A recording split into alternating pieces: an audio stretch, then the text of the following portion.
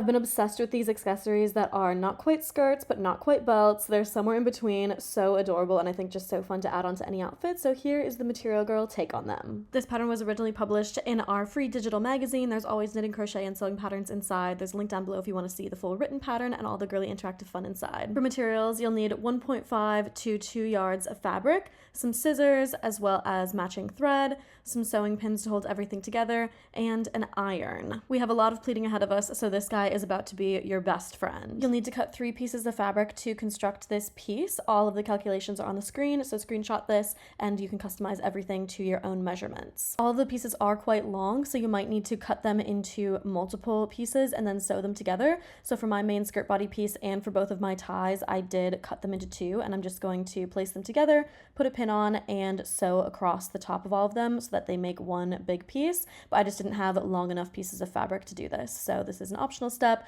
but highly likely, just considering how long all these pieces need to be, we're going to make them a lot smaller by pleating everything together. So all of my pieces are good sides together here, and I'm just going to sew them to make them nice and long. I also serged the edges here because these are going to be on the inside of the skirt, so I just want them to be finished off nicely. Now to start with the actual sewing, grab your main body piece, and we're going to hem both of the short sides and one of the long sides. So you can do this either by flipping over twice to encase the raw edge, or I serged all of my edges and then just flipped them over once. Now for the fun part, let's pleat. I find this super helpful to do with a fork just because it's something that will stay the same size so we can keep everything really even. I'm going to insert just to the last prong and use it to turn an entire pleat over.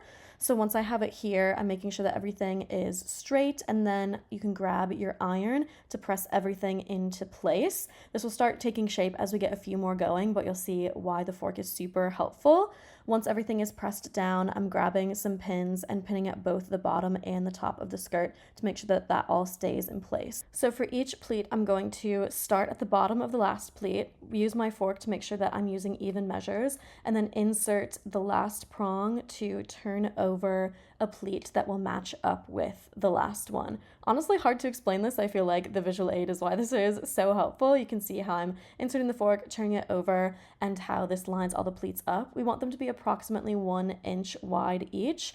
It doesn't need to be exact, but they should be pretty similar to each other. So I'm just grabbing a measuring tape here to make sure that I'm on the right track. And your average household fork just so happens to be pretty close to 1 inch, which is why that's super helpful.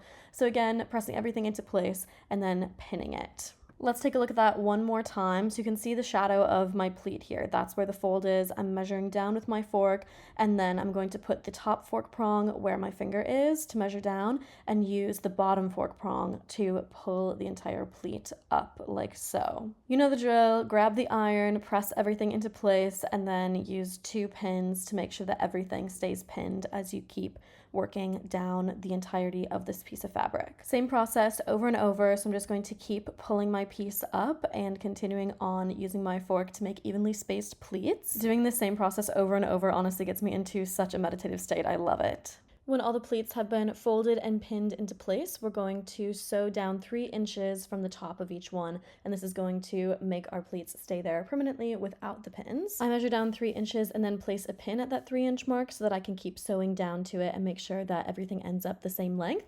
Here's what mine is looking like now that I have everything sewn down. This is a great time to grab some scissors and cut at any stray threads that you have from all of that sewing, and then we're going to move on to making the waistband and ties. Measure to find the center of your skirt piece as well as the center of your first tie piece, and you're going to place those together, good sides together, and start pinning that into place all the way across the raw edge of the skirt. By matching up the middles, you should ensure that there are even tie lengths hanging off of each side of the skirt. You can always measure to make sure, and then we're going to sew just across the entire waistband here. Get your iron fired up again. We're back at the ironing board here with that piece sewed down. Flip the waistband up, and we're going to press that into place. This is going to make our next step a lot easier. When you get to the end of the waistband, you want to keep that crease line going onto the tie. We're going to fold in all the raw edges here so that it makes it really easy to sew down. So I'm showing this from the back side. I'm just continuing that about of 1/4 inch, flipping it over and pressing it into place so that it mimics what we just did on the waistband. We're about to flip the waistband over and back behind this, so we want to get rid of the bulk of this seam allowance. So grab a pair of scissors,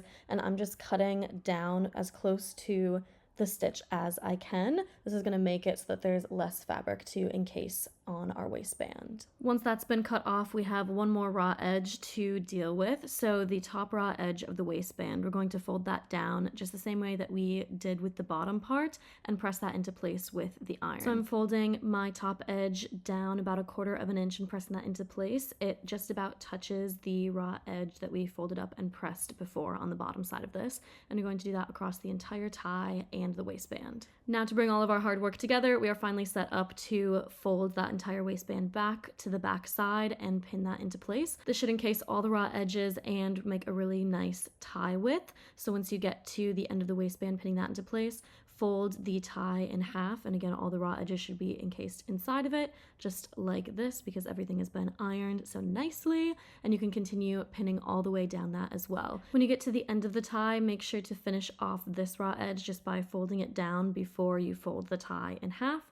This should just take a little extra pinning, but that is the best way to make sure that everything is finished off nicely. So once you've pinned across the entire tie, waistband, and the other tie, we're gonna let that hang out for a second and work on our second tie, which goes more around the hips. Since this piece isn't attached to the waistband, it's a little bit simpler. It's just gonna stand on its own, and you're going to flip each long edge up about 1/4 of an inch or down 1/4 of an inch and press it into place. So basically the same thing we did with the waistband, but it's standing on its own. The two raw edges should be nearly touching each other so that we can get all of those raw edges encased, which we do by folding it in half and pressing it into place. Once that guy is all prepped, it's time to bring it back to the main skirt piece and find the middle point of the skirt again. Match it up with the middle of this tie that we've just prepped and begin pinning it into place 3 inches down from the waistband. So this is at the point that we've sewed down on each pleat. You should basically be covering up the end of that stitch line, and underneath where you pin this tie, it should just be the open pleat. Just like the other tie, you're going to pin all the way across the body of the skirt and down either side of the ties, making sure to finish off their ends as well. You should be left with a lot of dangling pins, so be careful not to poke yourself, but after this, it's time to sew it all into place, and this is our last step. Beginning with the top tie, sew one line across the entire tie, over the waistband,